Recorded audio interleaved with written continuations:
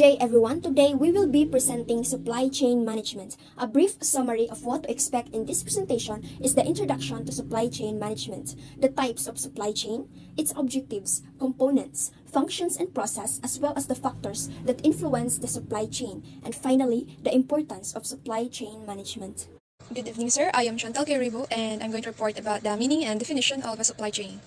A supply chain is a network of supplier, manufacturing, assembly, distribution, and logistics facilities that perform the functions of procurement of materials, transportation of these materials into intermediate and finished products, and distribution of these products to customers. Supply chain management, or the SCM, is the management of the flow of goods. It includes the movement and storage of raw materials, work in process inventory, and finished goods from point of origin to point of consumption. So the management of the flow of goods and services includes all processes that transform raw materials into final products. So next, mo ni siya ang model of a supply chain, showing the flow of goods from suppliers to customers. So first is the supplier. These are the businesses that provide the raw materials or components needed for manufacturing. They are at the beginning of the chain. Next is the manufacturer. These businesses transform raw materials into finished or semi-finished goods. They receive inputs from suppliers and produce outputs for distributors. Next is our distributor. Distributors act as intermediaries, receiving goods from manufacturers and storing them before sending them to retailers. They manage the movement and storage of goods. Then next is the retailers. Retailers are the businesses that sell the finished goods directly to the customers. For example, the stores, online shops, and egg. And last is the customers. These are the end users who purchase and consume the final product. So supply chain management. So what is supply chain management? So it is a process of overseeing and coordinating the flow of goods and services from the point of origin to the end customer.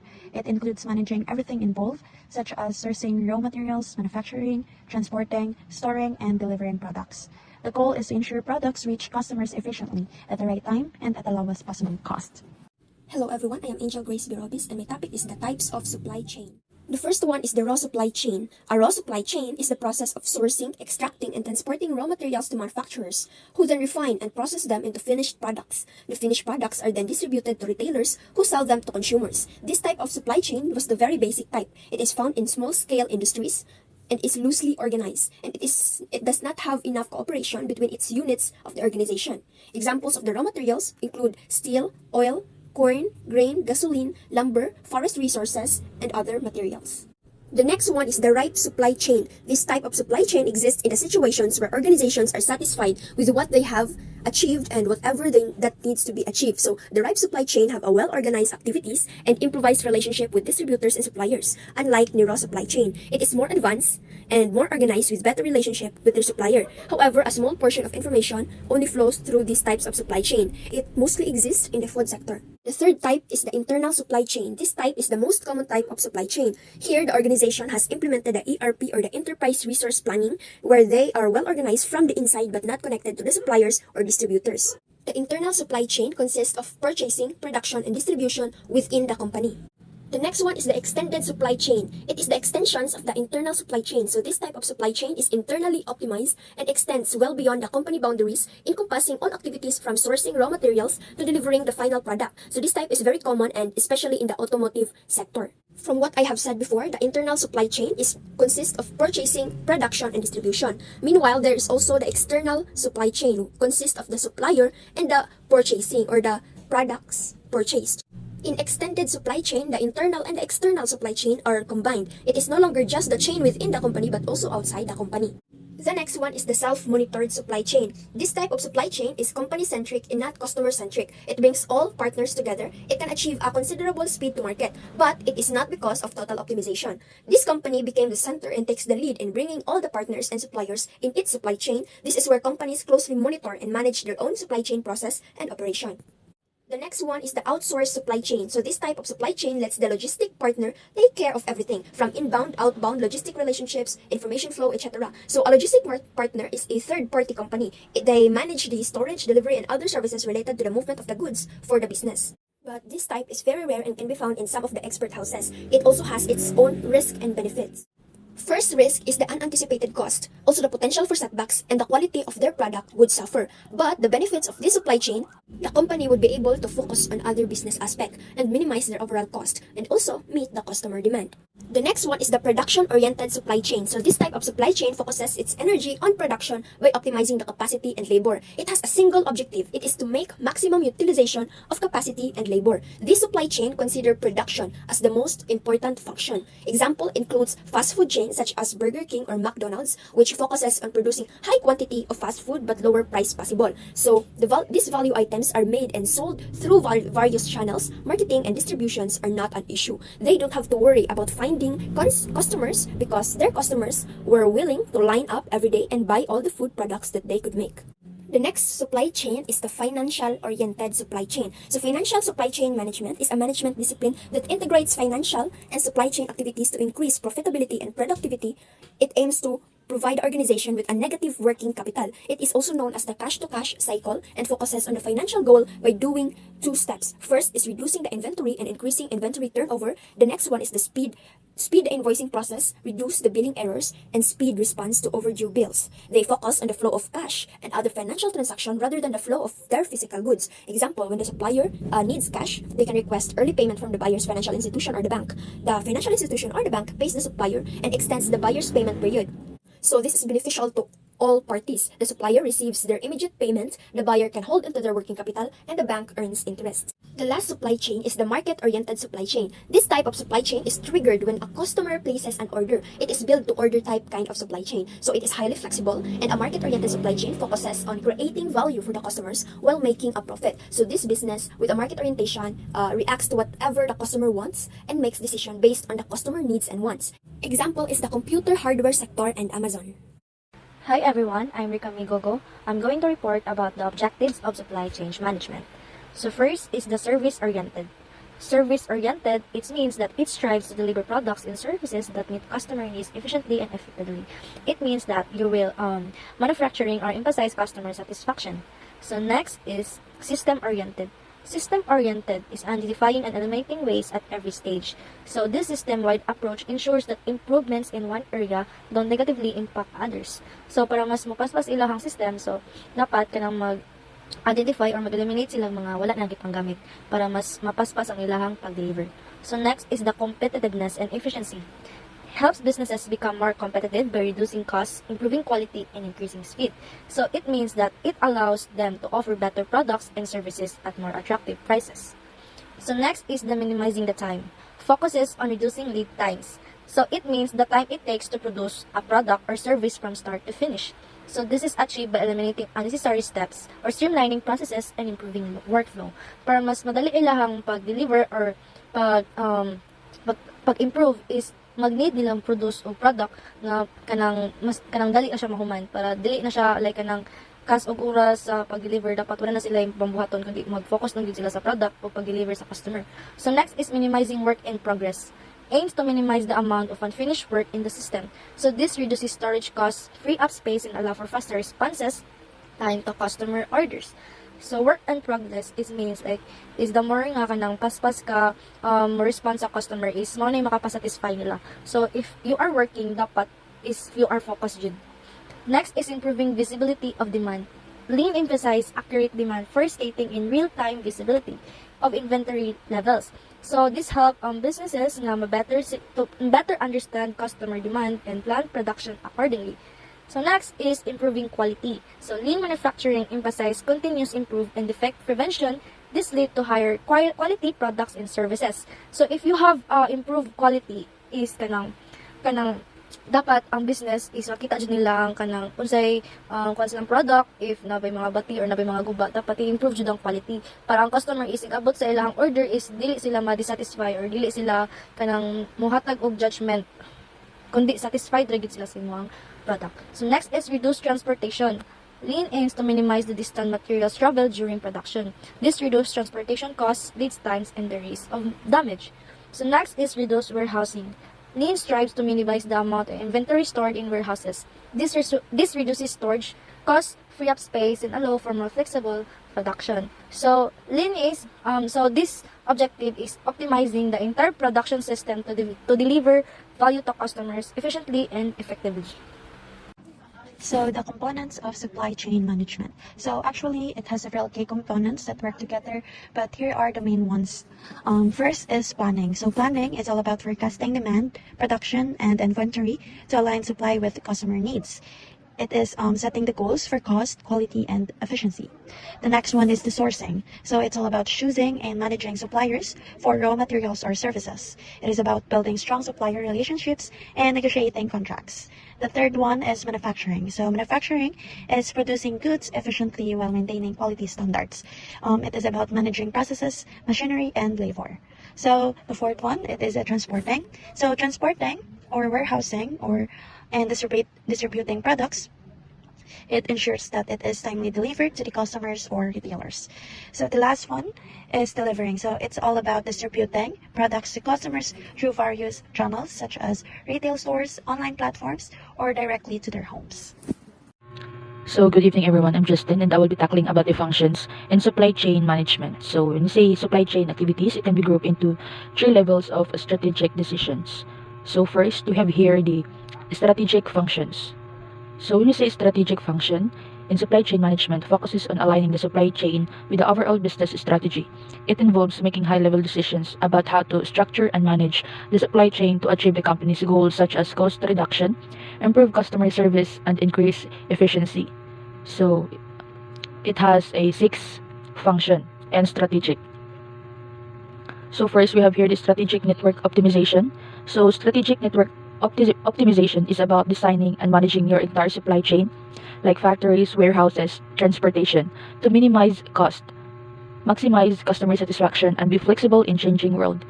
So it's like building the best possible road system to get products from point A to point B efficiently and reliably. So the second one is the product design coordination. When we say product design coordination, is about making sure your product design works seamlessly with your entire supply chain. It means bringing together designers, engineers, and supply chain experts to create products that are easy to manufacture, transport, and deliver while minimizing cost and maximizing quality. So it's like building a house where the architect, builder, and delivery team all work together to make sure everything fits perfectly. So for the third one is the strategic partnership. So when we say strategic partnership in supply chain management is a long-term collaboration between two or more companies that share resources and expertise to achieve mutual goals. So it's like a team effort where everyone benefits from each other's strength. So for the fourth one, we have here the information technology infrastructure. So when you say information technology infrastructure or IT infrastructure in supply chain management is the backbone of efficient operations. So it refers to the hardware, software, networks, and data system that enable seamless information flow across the entire supply chain. So think of it as the nervous system that connects all the parts of your supply chain, allowing for real-time data sharing, analysis, and decision making. So for the fifth one, we have here the where to make and what to make or buy decision. So when we say where to make and what to make or buy are two fundamental strategic decisions in supply chain management. So when you say where to make refers to deciding the location for production or sourcing. This involves considering factors like labor cost, proximity to markets, transportation costs, and government regulation. So when you say what to make or buy, it's about deciding whether to produce a good or service in-house or outsource it to a third party. So this involves weighing factors like cost, quality control, and expertise and risk. So for the sixth part, aligning overall organizational strategy with supply strategy. So it means aligning overall organizational strategy with supply strategy means ensuring your supply chain decision support your company's overall goals. It's like having a roadmap where your supply chain is a vehicle that helps you reach your destination, or which means your company goals. And for the second function or level is the tactical function. So when we say tactical function in supply chain management focuses on implementing the strategic decision made at a higher level. So this involves a day-to-day operation like inventory management, transportation, planning, and supplier relationship. So it's about making sure the supply chain runs smoothly and efficiently to meet the demand set by the overall business strategy.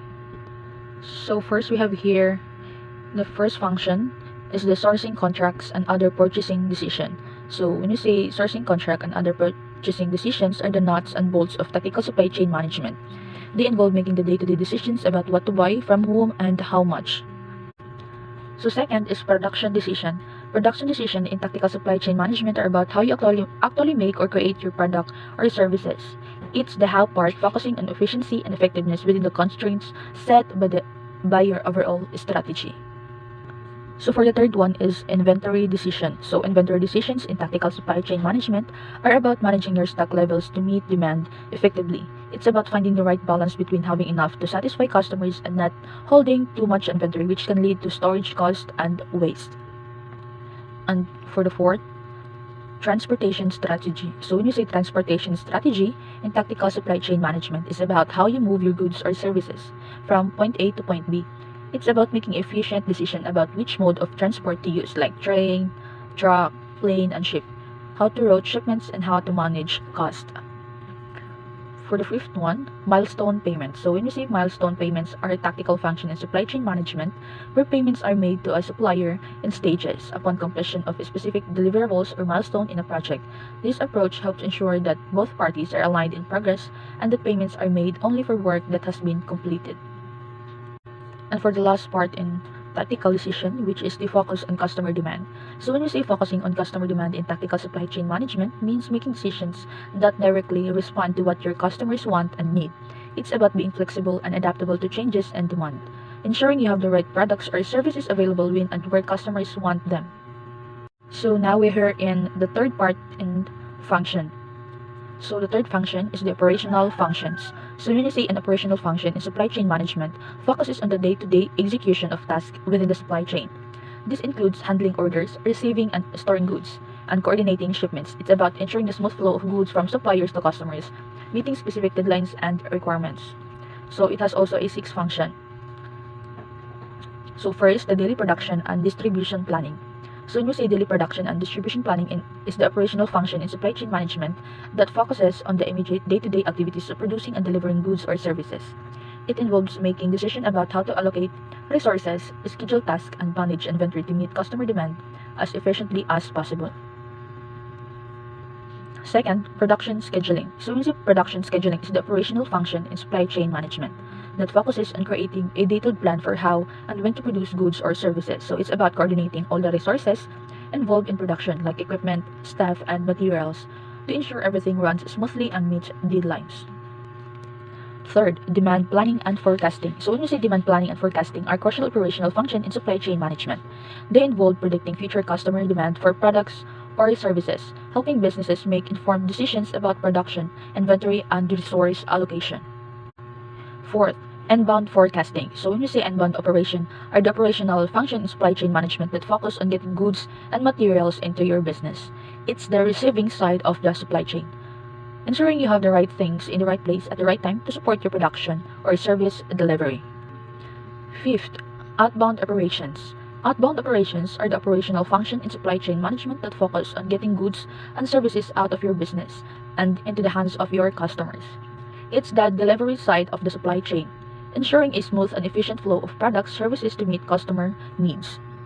So for the last part, which is the order promising. So when we say order promising is an operational function in supply chain management where a business commits to a specific delivery date for a customer's order based on available inventory, production, capacity, and transportation, logistic. It is essentially a promise to the customer that their order will be delivered on time. So by promising a specific delivery date, the hotel ensures a smooth and reliable booking experience for the guests while also managing its inventory effectively. So that's all for the function and supply chain management. Customer demand helps companies determine the optimal pricing strategy and promotional activities to attract customers and maximize profits. So it signals what products are desired and what features are most valuable. So this information helps companies develop new products that meet market needs. So at some point, it acts as the compass of supply chain decisions. So by understanding customers' needs and preferences, companies can optimize their supply chains for efficiency, effectiveness, and customer satisfaction. So the next one is the globalization. So ang ganing nga globalization connects people and economies around the world. So it's the phenomenon that enables countries to trade goods and services, share ideas and cultures, and let you collaborate on on a global scale.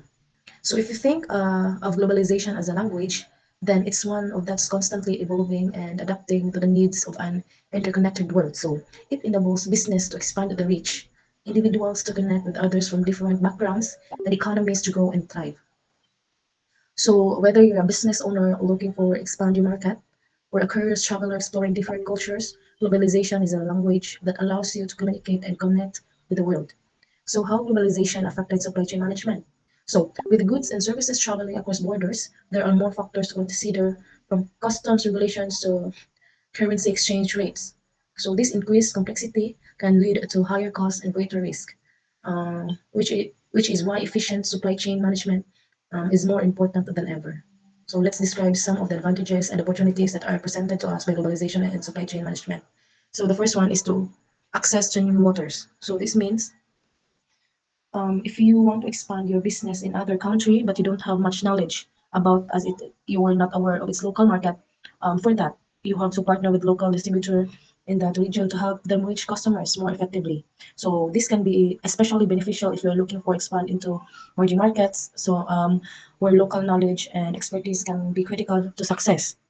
So the next one is the technology and information sharing. So imagine you are using a cloud-based supply chain management system that allows you to track inventory, then monitor production process and manage logistic in real time. So this system can help you identify and address supply chain issues before they becoming major problems. And also, globalization has led to increase um, information sharing between business and supply partners. So it enables your business to better understand your supply chain partners and work collaboratively to improve efficiency and reduce cost. Next is the greater efficiency and productivity. So this means, I mean, imagine you are selling products and you are responsible for ensuring that they are delivered on the time in a good condition. So by utilizing real-time data, you can identify and address supply chain issues more quickly, resulting in reduced downtime and improve overall performance. So additionally, by collaborating with the suppliers and sharing best practices, you can gain valuable insights and knowledge that you can help you to improve production processes and reduce waste. So, for example, you might learn how about new methods of optimizing your transportation routes or find a more suitable way to package and deliver your product. So this can help your company stand out in the global marketplace. So the next one is improved customer service. Improved customer service. So in today's market, there are higher customer expectations for quick and dependable delivery of products and services. So, to meet these expectations and improve customer service, you should adopt effective supply chain management strategies. So, for example, by using predictive analytics and supply chain visibility tools, you can analyze customers' demand and accurately forecast future requirements. So, this ensures that the right quality of products is delivered to the right place at the right time, avoiding stock shortage or overstocking. As a result, you can satisfy your customers' demands and gain a competitive edge in the market. So the next one is the inventory management and risk mitigation. So let's say you have import raw materials from different countries to manufacture a product. So you would need to manage inventory of raw materials efficiently to ensure you have enough stock to meet production's demands, but not so much that you are trying to capital excess inventory. So to mitigate the risk associated with the global supply chains, you could diversify your suppliers across multiple countries and establish contingency plans in case one supplier is unable to meet your needs. You could also implement a track system to monitor inventory shipments and use data analytics to predict potential distribution.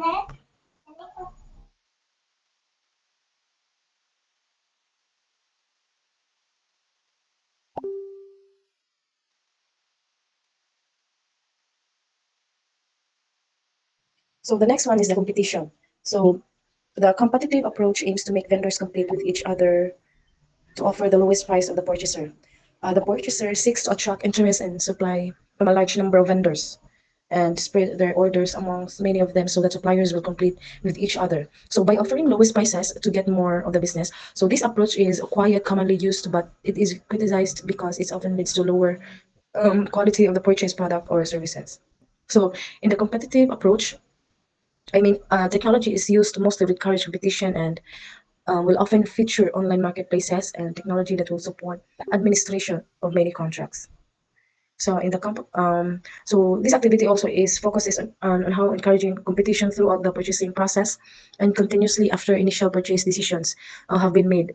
Purchasing employees regularly review purchase prices in purchasing, and other staff work closely with suppliers in continuous improvement activity will often involving engineers and other with process and technical knowledge that will support innovation.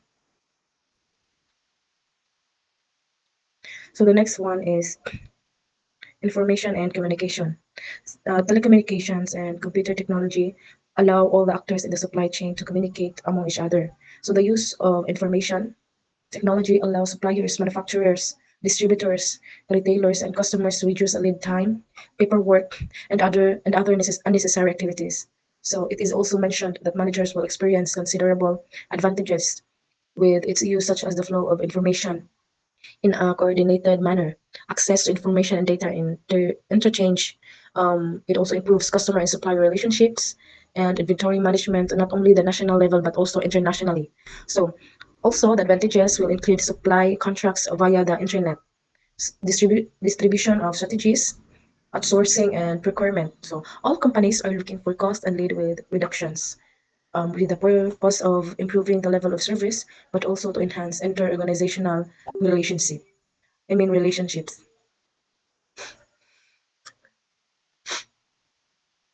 Communication.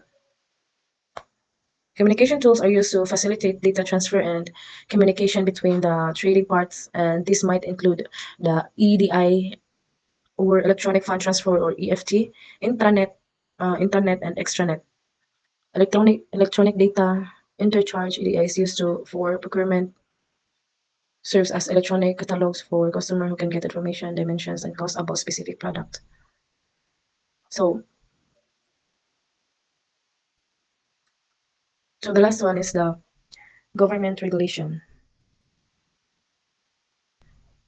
So this section, the ever-growing set of government regulations impact most every supply chain. So whether you're a public company or a supplier to one, anywhere, there is a potential for the government to step in and require a company to fill out paperwork or prepare for an audit by an outside party. The supply chain will slow down as shipments are set aside to be inspected and cataloged. So to be make sure this doesn't happen, it helps to be ready beforehand.